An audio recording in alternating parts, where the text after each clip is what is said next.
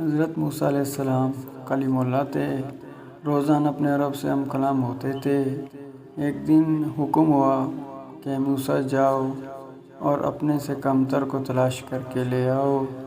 موسیٰ علیہ السلام نے حکم خدا سے سارے کائنات چھان ماری مگر اپنے سے کم کسی کو نہ پایا۔ شام کو خالی ہاتھ لوٹے۔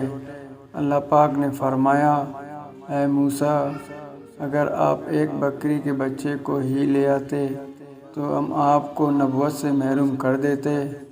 کسی کو اپنے سے حقیر نہ سمجھو، کیونکہ اللہ نے ہر کسی میں کوئی نہ کوئی خوبی ضرور رکھی ہے۔ سبحان اللہ۔